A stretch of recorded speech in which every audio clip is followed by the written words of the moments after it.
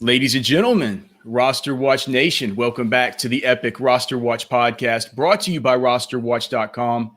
My name is Alex Dunlap here, of course, with the Trashman, broadcasting on YouTube, maybe on Periscope. I think I got Periscope set back up after I got scared off of it because of the Chinese. I believe it was a Chinese hack last week on Twitter. Twitter advised you should shut off any third-party apps, so hopefully we have that back on. And I want to just start out by thanking everybody. I've noticed in the Apple podcast since I berated you last time Trashman and I were on, you've definitely come through with a whole lot of new ratings and reviews. So we appreciate it. If you guys could keep those coming in, we would certainly appreciate it. But my bitching will be done for at least a couple weeks at this point because you guys really did come through. Thank goodness. Trashman, we got a bunch to get to today. I have now, okay, so this week I got the version 1.1 of the Superflex cheat sheet up, or version 1 and then version 1.1 that had to be done as soon as we got the Damian Williams, Clyde Edwards-Helaire news. We want to talk about that. We got to talk about the Lesean Mccoy news. We have the tight end strength of schedule tool that went up at rosterwatch.com. I want to talk to you about some of the best and some of the worst schedules among fantasy tight ends. And then, of course, the big topic that you just need to get off your chest, handed down by our SEO overlords, overvalued fantasy players in the year of our Lord 2020. So we'll talk about all that. But first, I wanted to start out doing a simulation, a draft simulation here using the PPR cheat sheet version 3.4 that I just put out. And it's an interesting version of this cheat sheet, Trashman, because it's turning out pretty running back heavy drafts at the very beginning, which is a way that I'm kind of leaning towards going right now. The one thing I worry about. Does it account for the Damian Williams? Yeah. News? Okay. Yeah. But just, the more and more of these mock drafts that I do, the more and more I realize, especially in leagues especially in like FFPC type leagues where you have two flex and you can start two running backs in those flex spots, it's becoming interesting to go with a really strong running back start. So let me just share the screen here, and then you and I can go over how we're gonna do this. So share a tab here. Great. Boy, Trashman, we're doing this early. I feel like I'm not quite on my game yet. All right, so where do you want to draft in this thing? It gave us the fifth randomly. Do you want to draft somewhere else? I don't want to draft at the fifth. Let's draft at the 9. Okay. Just because I know that'll be a Dalvin Cook team, and I don't want a Dalvin Cook team. We'll go like we said. We'll go 2 running backs, 2 wide receivers, 1 tight end, 2 running back, wide receiver, tight end flex. Do you want to explain? Do you want to explain to people why you don't want a Dalvin Cook team? They might be curious to know. I hate the 5th pick because I feel like I have to take Dalvin. And there's still something a little bit up in the air until August 5th. I don't want to take him. I don't want to do that. We can make it 5, but I don't like picking there because I don't want to take Dalvin. Fair enough. You need to. You should. I just don't like doing it. I want to wait till August 5th before I take Dalvin Cook. Do as I say and not as I do, huh? Well, no. Well, yeah, kind of. All right, fuck it, Trashman. I'll pick 5th. And I'll show you that I'll take Dalvin. Okay, the Yahoo pre-draft rank. We'll go against the composite ADP here, the experts at Fantasy Pros, the composite best ball, and then the pre-draft rankings at Yahoo, ESPN, and NFL.com. PPR 3.4 test number 2. Hopefully this shit doesn't go off the rails. It's kind of big overhaul this week, so we'll see. It looks like it'll probably be a Dalvin. Oh, look at this. No, somebody took Michael. How did Michael Thomas and Ezekiel Elliott's available at number 5? Wow. Yeah, I'm wondering if did I put the settings in here wrong? I wonder if I put the settings wrong. We'll see. Clue. If things go sideways, then we'll know it's because I did the settings wrong. Kenyon Drake's going to fall to pick 2. I think the settings might have been done wrong because Kenyon Drake shouldn't be falling to pick 2.08, right? Well, it depends on who you're asking. Yeah. If you're asking us, then no. It looks like do we have a Mike Evans? I believe there's a Mike Evans Leonard Fournette choice here. Let me make sure that there's a choice though for those two. Or whether one is higher up. No, Mike Evans is above Leonard. So this is going strange. I don't mind getting Mike Evans here in the third round, though. It's kind of an odd situation here. This is a weird start. I like it, but it's just not shaping up how it would. Ezekiel Elliott, Kenyon Drake, and now we're going to get Robert Woods, which is odd. Maybe we'll have a chance at. Yeah, I like that one. Yeah. Let's see. So now we'll get DJ Chark here in this spot. Looks like we're going to get Cam Akers as our running back 3, which I certainly don't mind here in this spot. But didn't start out with whenever you think you change things to really tilt it in a certain way, one way or the other, it's like ADP always catches up with you. We'll get Will Fuller here in this spot. Maybe, yeah. So it knew Darius Geis is going to fall. Do you like Darius Geis as your running back 4, Trash Man? I think it's fine. Yeah. Okay. I mean, he's got great upside. Yeah. So this is turning a little bit weird here. We're probably going to get either our fifth or our 6th running back towards the very end if we get a Damian Harris or a DeAndre Washington. But right now, the sheet's sort of designed to help you fill up at wide receiver through this portion of the draft. I think that's what it's going to do for us. So we're going to Jared Cook here. We're going to get the chance to go with DeAndre Washington, who I'd be interested to hear if you think he has more value. I got him up to where he'd be in consideration here in the 12th and 13th rounds, simply because it's like besides Clyde Edwards-Helaire, he seems like a pretty interesting guy to have out of that KC backfield, based on what he's been able to do. So we'll get DeAndre Washington as our wide receiver 5. Damian Harris went off the board. So we'll take Paris Campbell here. And then with our 14th round pick, we'll take Aaron Rodgers. Didn't love this simulation. Not quite running back heavy enough for me, but I think it's okay. This team turned out to be Aaron Rodgers, Ezekiel Elliott, or Aaron Rodgers is a quarterback. The running backs, Ezekiel Elliott, Kenyon Drake, Cam Akers, Darius Geis, and DeAndre Washington. That wasn't running back heavy enough for you? No, I would have liked to get one more. I wish I could have taken Leonard Fournette instead of Mike Evans there, and then had my 2 starting wide receivers be just have it be Robert Woods and DJ Chark. That would have been much better. So I need to I'm not gonna change the sheet based on that, the structure of it based on that, but I'm gonna write down that I would like a choice between Leonard Fournette and Mike Evans in this particular simulation. And if that pops up again, then we might look at changing the structure. But still, a great team like Ezekiel Elliott, Kenyon Drake, Cam Akers, Darius Geis, DeAndre Washington, the wide receivers, Mike Evans, Robert Woods, DJ Chark, Will Fuller, Emmanuel Sanders, Anthony Miller, Paris Campbell, and the tight end Jared Cook. You can have a draft like that as well by not lifting a single finger, except following the 3 simple rules on the top of the sheet of paper. An expert quality draft is guaranteed. All right, Trash Man. And of course, you can find that at RosterWatch.com. We have Daniel Shafford in the chat here telling us that he got Zeke at 5 in his last 2 drafts. He could not believe it. I can't believe it either. I can't believe he's had 2 drafts already. Yeah, well, good for you, man. Good for you. Okay, so the Lesean McCoy news, Trash Man. That probably what we should hit off with.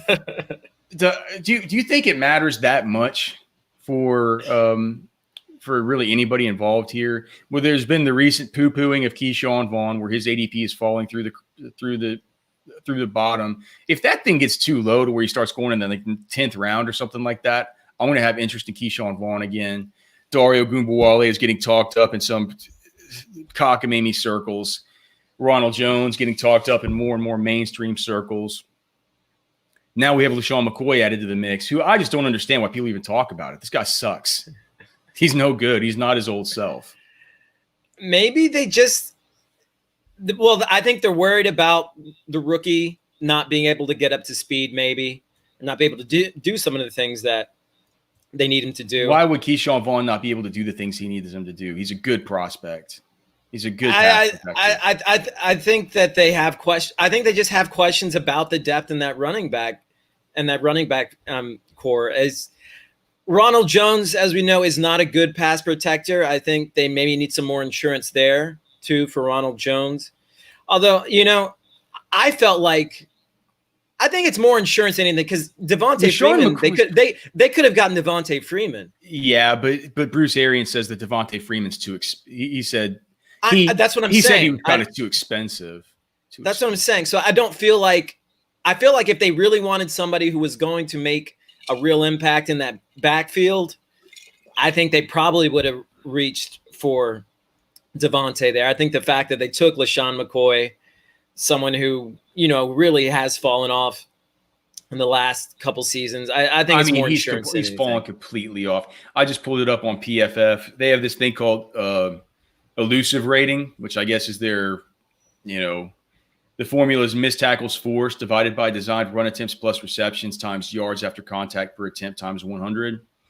So do you want to hear some guys that were more elusive per this formula last year than Lesean McCoy? Sure. Okay. Let me look and see if there was anybody less elusive that's actually a good player.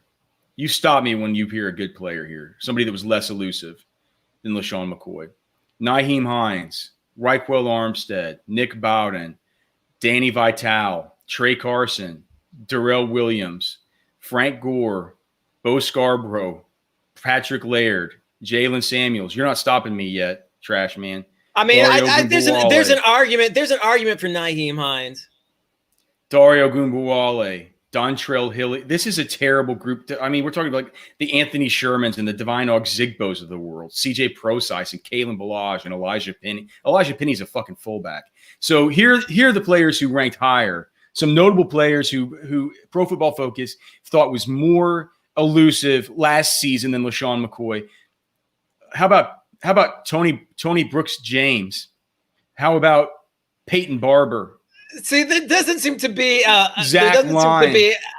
floor on how many touches they got. All right, fine. Let me just say I can definitely change that. Let's change the minimum rush attempts to at least 20% of their minimum rush attempts. Okay? So here are the players. Here are the players above him, and think about how these players looked last year. Peyton Barber, Royce Freeman, Ty Johnson, Devontae Freeman ranked higher. Jamal Williams was twice as elusive. Brian Hill was twice as elusive. Carlos Hyde was twice as elusive. David Montgomery, who everybody thinks sucks, twice as elusive.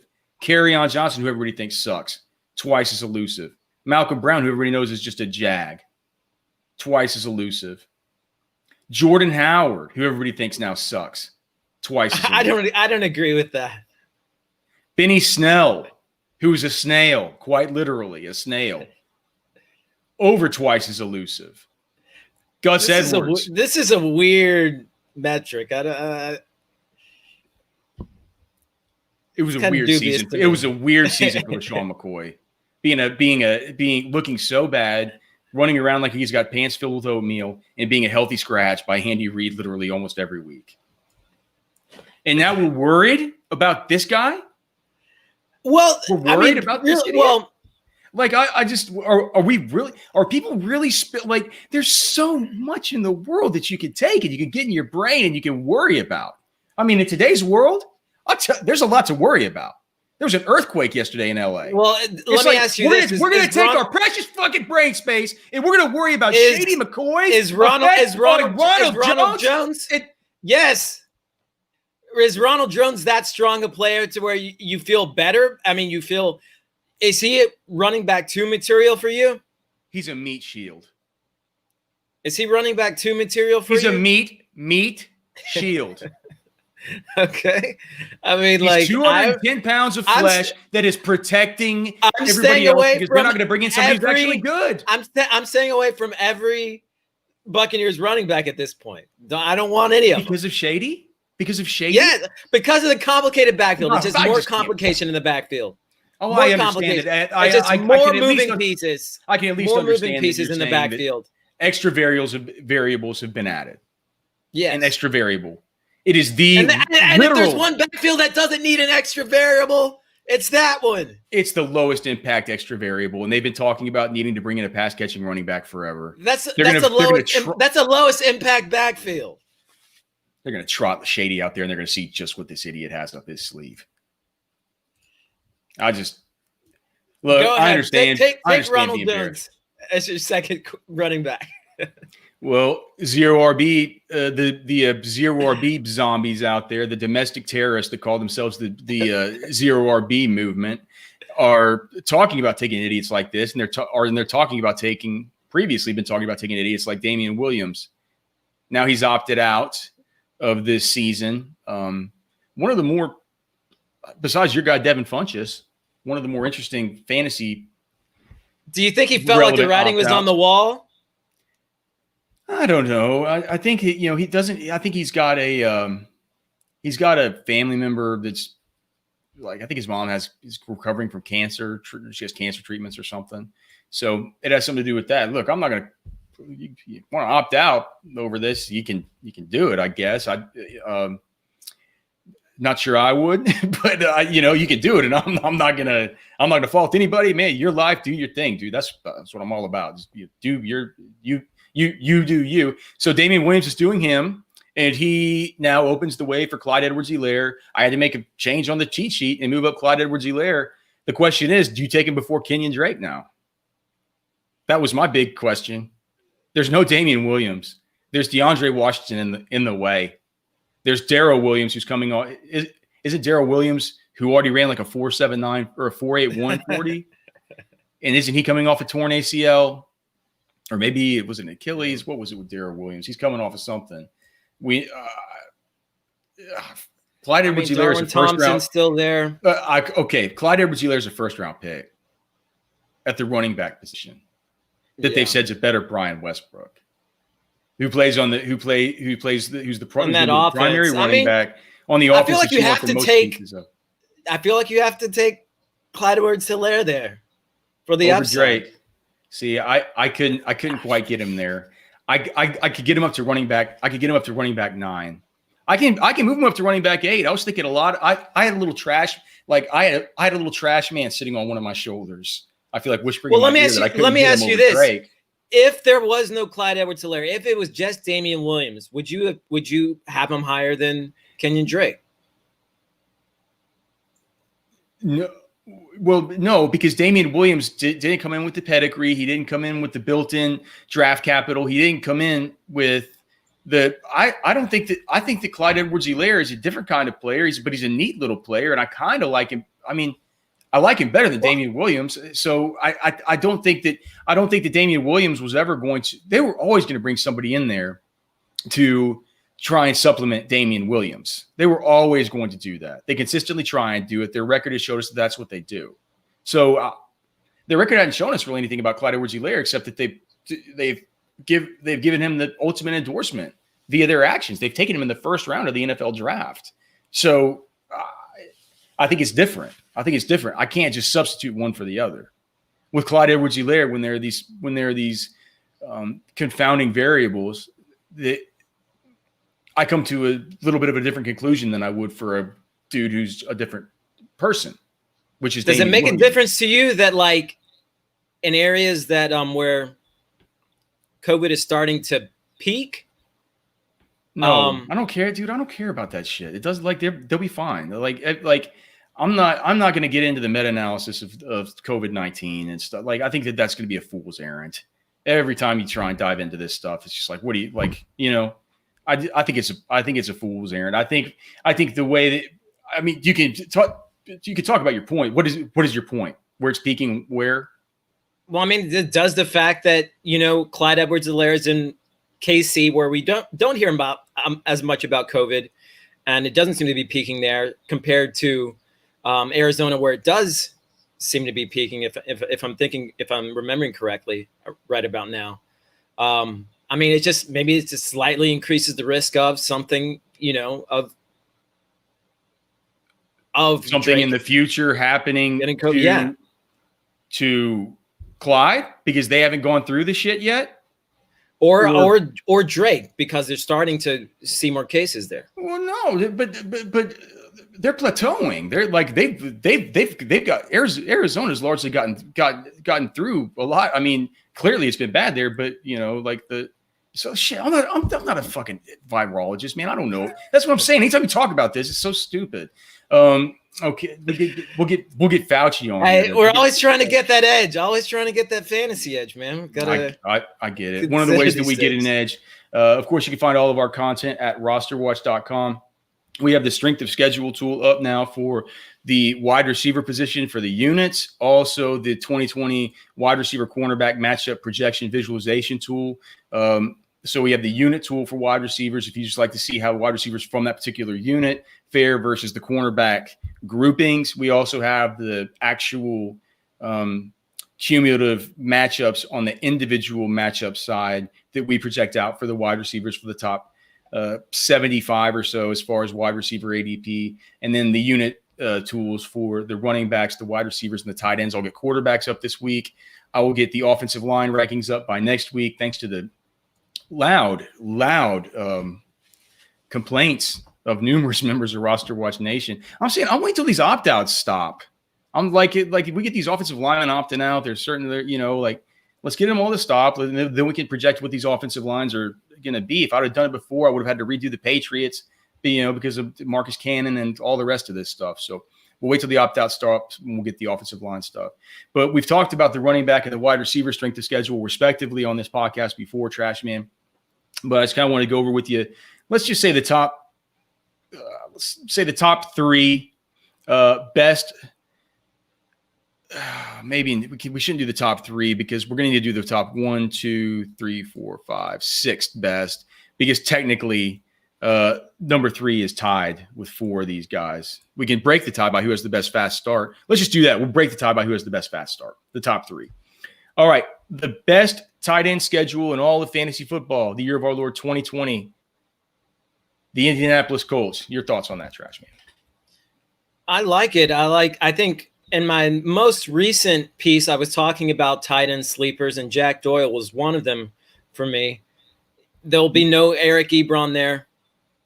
Mo Alley Cox is going to start the year on the physically unable to perform list. I feel like Jack Doyle is – we know Phillip Rivers likes to go to his tight ends. I feel like this is going to be a boom year for Jack Doyle. Hard to imagine, but I kind of think you're right. I've been taking Jack Doyle late in some best ball drafts. They do have Trey Burton there now. We know about Trey Burton. They do have Trey Burton. Trey Burton has I don't feel like he's in a replacement. I feel like he's more of a compliment. Okay. Number 2, Jacksonville Jaguars, and they have an excellent start. It's a tough bottom 8. It's what we project. We project as a bottom. Maybe it's because we have such high grades on the guys like Darius Leonard and Malik Hooker and some of these dudes, but we have the Colts projected as a bottom 8 matchup for opposing tight ends coming into this year. But after that, 4 top 8 matchups in a row, actually capped off in week 6 right before the bye by a top 12 matchup. So 5 top 12 matchups in a row, but 4 top 8 matchups in a row right at the very beginning of the season, the Jacksonville Jaguars. They have Tyler Eifert in that position now. He's a sneaky pick. We know he can score touchdowns. If he can stay healthy, it could be a really good pick. Yeah. The interesting thing about Tyler Eifert is that did Jay Gruden work with him when he was in? They can't. Do they have an existing relationship in Cincinnati? Jay Gruden. Just see. Yeah. So Bengals. Let's see. Did they know each other? Bengals offensive coordinator. Yeah. So he. I think. Yeah. Because I think that they were together maybe for one season with the Bengals. It couldn't have been too long because Tyler Eifert's not that old, but I believe it was one season. His together. Back is. If it's not, people are, people in the chat will let us know. Let's see. We got Joey 2 times saying he's not worried about McCoy being good. He's worried about Arians feeding McCoy, despite the fact that he's not good. That's probably true. Well, as your problem is asking where are the offensive line rankings? Oh, dude, I'm gonna get him up. I promise. Okay. And all right. So the third best, and this is Trashman. You're going to love this. The Baltimore Ravens. So more good news there for Mark Andrews. He starts out with, it's not just he has the fastest start too, because he started right out of the gate, a top 8 matchup versus Cleveland, a top 8 matchup at Houston, a top 12 matchup versus Kansas City, which I can understand how Kansas City can be such an easy matchup when they have Tyrann Mathieu on their team. So I might have to look into that. At Washington is a top 8 matchup, and then Cincinnati's a top 8 matchup. That is his first 5 weeks of the season. Mark Andrews could come out hot. It makes me worried that I'm just not getting any of him. He's going way too early for me. He's going at a point in time where I just cannot be focusing on tight ends in my drafts. What are your thoughts about him? And I think he's being slightly overvalued in drafts. He doesn't get targeted he doesn't get targeted enough for me to warrant where he's being drafted. But like you said, he's got a great schedule. He's really efficient. He's being taken in the 4th round. I mean, he's going ahead of guys like Calvin Ridley, and he's going ahead of, I can't, it's just hard for me to get into it. I don't think the volume is going to be there, but he'll be efficient, as we know. And he's got this great schedule. So maybe he's, and Hayden Hurst is gone. Yeah. And maybe the Ravens can't be as run-heavy this year. If they get Antonio Brown? Yeah, I don't know about that. Lamar Jackson says that they have the perfect locker room for him. That's crazy. Okay. And is it his own locker room? And separate from the rest of the teams? I feel like that's the best locker room for him. I would want to be as socially distanced as possible from AB84 personally. All right, we'll say the top 4 worst tight end schedules, and these are important because all of these have guys who are definitely fantasy relevant. The worst tight end schedule on the season, all by itself, is the Atlanta Falcons. Speaking of Hayden Hurst, who's been getting a lot of talking up lately, from Matt Ryan, Matt Ryan's doing these bullshit interviews for the Gatorade Player of the Year, where he just goes and has to talk with everybody, but give 2 minutes of his pitch is all about the Gatorade and what they're doing in youth communities. But during this media parade, he has been talking up Hayden Hurst. Your thoughts on the? I mean, teams are going to have so much to deal with, and Julio Jones and Calvin Ridley on the outside. I think maybe that mitigates some of the difficulty that Hurst would face there. The Kansas City Chiefs and Travis Kelsey, they'll probably come out with a bang against a top 8 matchup versus Houston. But then after that, they'll face the Chargers, who, I mean, that's an objectively tough matchup just personnel-wise when you look at, think about guys like Derwin James. At Baltimore Ravens, that's a tough matchup just personnel-wise, considering that, they can move Marlon Humphrey down into the slot to guard a guy like Travis Kelsey. New England is just an objectively tough matchup for tight ends, always has been. So 3 bottom 8 matchups over the course of the first 4 weeks of the season. And then if we go out to week 7, we have 4 bottom 8 matchups because we'll throw in Denver and we'll also throw in at Buffalo. This is a bottom 12 matchup. So Travis Kelsey's clearly matchup proof, but he's going into point drafts where I'm not getting him. If you have a keeper league or something like that, or like a tight end premium league where you'd like to go get him, he's clearly one of the top 2 tight ends in fantasy. But in regular old redraft leagues or leagues where I'm not being able to keep him at some kind of discount or some weird thing, like I'm not taking Travis Kelsey, which could be to my detriment. I mean, just looking at his log last year, I mean, he actually seemed to do better against teams that had better defenses. And maybe that's because the defenses were better, and Mahomes is having to take higher percentage throws, and the offense was moving in maybe a less explosive fashion with lower average depth of target would be my hypothesis. Certainly no real science behind that. Okay, so the other 2 are the Las Vegas. Just looking at it, his targets are up. He gets double-digit targets on teams generally that have better defenses. It looks like the Las Vegas Raiders have the tied for the third worst matchup with the third worst schedule, tied with the New Orleans Saints. So two more fantasy relevant guys, Darren Waller and Jared Cook. We've been getting a ton of Jared Cook in these drafts. I'm not particularly worried, but maybe another ding against him when you consider that we were already worried a little bit about Emmanuel Sanders coming to town and maybe taking away some of those intermediate looks. Your thoughts on Waller and your thoughts on Jared Cook? Certainly just a sea of difference between the two of them as far as ADP is concerned. Waller right now going late 5th round, pick 57, whereas Jared Cook, as you saw earlier in the simulation, going more like 9th round, 10th round. You can get him. His current ADP, as far as the ADP consensus, looks like it's at tight end 97 or tight end 10 overall ADP of 97. Yeah, I feel fine about Cook where you can get him right now. I don't think Emmanuel Sanders I don't think he's really going to be a red zone option for the Saints. So I don't think he's going to. I mean, considering where you can get Cook, I think he's still going to offer considerable value. I mean, Darren, I'm really up in the air on this Raiders offense. Like it's just like none of the pieces seem to really make sense to me, and none of the moves that they've made really seem to have made sense to me. Yeah, it's hard to make nuts and bolts of it. I mean, are you getting lower on Josh Jacobs too? The more times I have to click on his name in a draft, the more times I think I'm like, do I really want to click his name? It's not a sexy pick. I'll say that much. All right, which are the most unsexy picks, Trash Man? Let's get into. You've been texting me all morning. That's why I feel like I'm tired. I haven't gotten enough sleep. Trash Man started texting me at 7 a.m. this morning saying, "Dude, I'm hyped. I'm hyped to talk about these overvalued." Only way I'm up at 7 a.m. is if player. Only way I'm up at 7 a.m. if I haven't gone to sleep yet.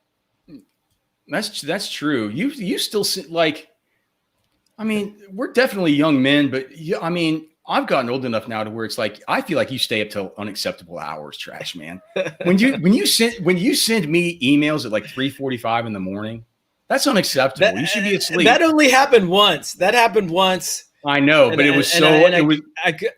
I couldn't sleep, so I thought it would work. Why not? I mean, when something disturbing happens, even if it only happens once, you remember it in the back of your head.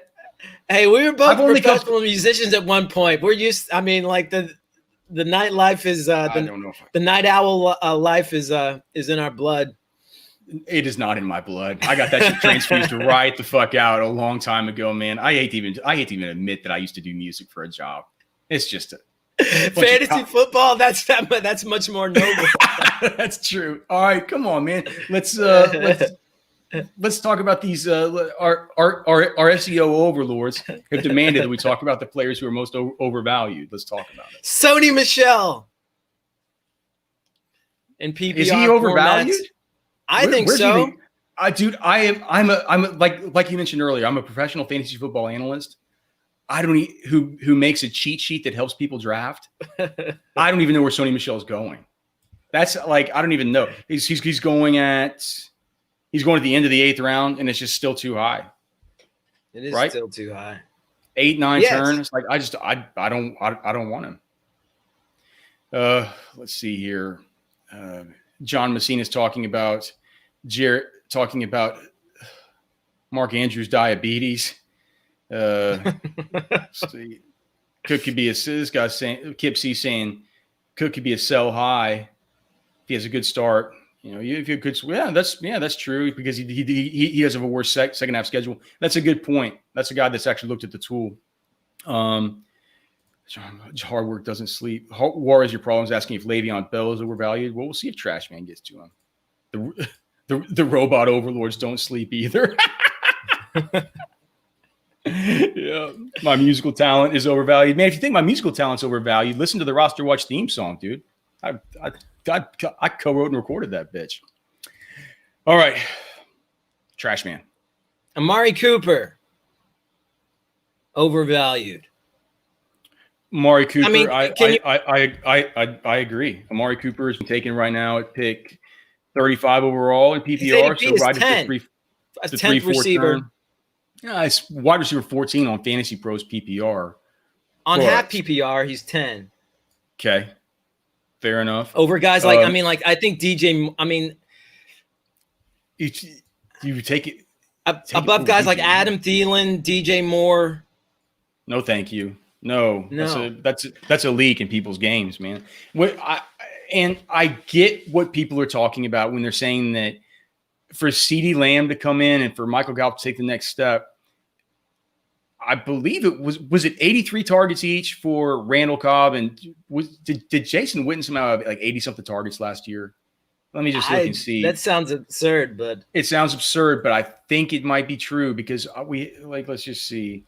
Witten last year, 83 targets. That's the exact number. So Witten had 83 targets. Randall Cobb had 83 targets. So that's 166 vacated targets on that team. It's almost like CD can come in, Amari can be Amari, and Gallup can maybe take a step if the offense is concentrated through the passing game with those, just with those three. I still think that CeeDee Lamb is just so good that I think that I'm not going to spend up for Amari when I can take CeeDee in like the 11th round, even though it's, he's a rookie. This is a tough year to take rookies. I do agree that Amari Cooper is overvalued. I find myself getting less and less of him as that ADP kind of creeps up. There was a point we could get him in like the 4th round. Yeah. But I don't feel like that's the case anymore. How many more of these overvalued players do you got? We'll do a couple. Allen Robinson. Overvalued? Why? Well, I mean, he saw 100. He had the second most targets among wide receivers last season. Although his yards per route run was 31st. Hey, hold on. His yards per what? Yards per route run. Route run. Okay, all right. I thought you said per route run, like a Route 66. I mean, and I feel like Nick Foles, I think he actually does tend to throw more to running backs, and he tends to throw more to tight ends. I think they're going to get the ball more to tight ends. The Bears tight ends were targeted on only 12% of passes last season. It was the 4th lowest in the league. And picking up Jimmy Graham and investing in Cole Kmet, I just don't see that happening again. I just don't see Allen Robinson getting that same amount of targets in this offense. Allen Robinson finished last year in PPR as wide receiver in fantasy points per game is wide receiver 10. He's going at wide receiver 9. I like him better this year because I think the quarterback will be better this year. Is either I just don't think they're going to be quite as I don't think they're going to be quite as dependent on him this season. I think he'll be good. Okay. Well, I think he's being slightly overvalued. I mean, maybe it is kind of weird to see his name in the all these top 10 lists and to see this hype that he seems to be getting. It's not the most likely suspect, but I mean, he's going around. I mean, Kenny Golladay is going earlier than Allen Robinson, and if you just look at the monster, but I mean, he's only giving you a monster game 12.9% of the time over the last 2 years, whereas Allen Robinson's done it 13.3% of the time, over 25 PPR points. He also has they also have basically the exact same bust rate in PPR, so less than 10 points. I mean, Kenny Golladay was without Matt Stafford for half of his games. Allen Robinson has basically been tied to the same jerks that the Detroit Lions were rolling out last year for his entire career, dating back to college.